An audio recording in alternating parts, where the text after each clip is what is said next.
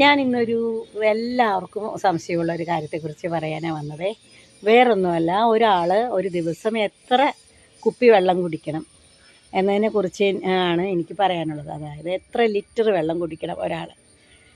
ഇപ്പം ഞാൻ പറയട്ടെ, എനിക്ക് ഒത്തിരി സംശയങ്ങളുണ്ടായിരുന്നു, തെറ്റിദ്ധാരണകളുണ്ടായിരുന്നു എത്ര വെള്ളം നമ്മളൊരു ദിവസം കുടിക്കണം എന്നതിനെക്കുറിച്ച്. കാരണം ഇപ്പോൾ ഈയിടെ ഒരു ഡോക്ടറിനോട് ചോദിച്ചപ്പോൾ ഡോക്ടർ പറഞ്ഞതാണ്, നമ്മുടെ ഭാരത്തിനനുസരിച്ച് ഉള്ള വെള്ളമേ നമ്മൾ കുടിക്കണം.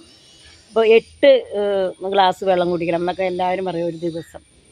അത് രാവിലെ എണീറ്റ് കുടിക്കുക, വെറും വയറ്റിൽ കുടിക്കുക എന്നൊക്കെ പറയണ കേൾക്കാം. കാരണം എന്നാലും വണ്ണം കുറയും. പക്ഷെ ഇതെല്ലാം വെറുതെയാണ്.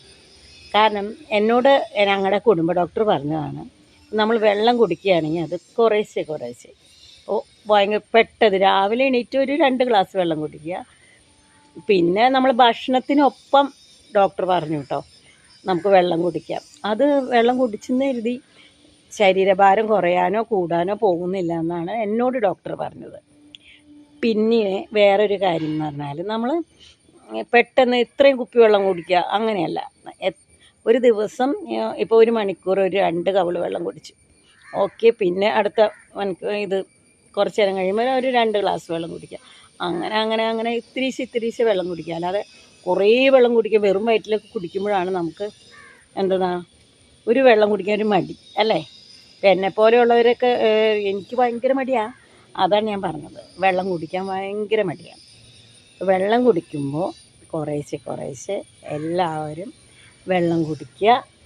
അത് നമുക്ക് ഒത്തിരി നല്ലതാണ് വെള്ളം കുടിക്കുന്നത്. ശരീരഭാരത്തിനനുസരിച്ചുള്ള വെള്ളം എല്ലാവരും കുടിക്കണം. അപ്പോൾ വെയിറ്റ് നോക്കിയിട്ട് അതിനനുസരിച്ചുള്ള വെള്ളം കുടിക്കുക. അല്ലാതെ 8 ഗ്ലാസ് വെള്ളം കുടിക്കണം അങ്ങനെയുള്ളൊരു എന്താ പറയുക കൺസെപ്റ്റ് വെറുതെയാണ്. അപ്പോൾ ശരി, അപ്പോൾ ഈ ഒരു ചെറിയ കാര്യം പറയാനാണ് വന്നത്. എല്ലാവരും ധാരാളം വെള്ളം കുടിക്കുക, നല്ല ഹെൽത്തി ആയിട്ടിരിക്കുക.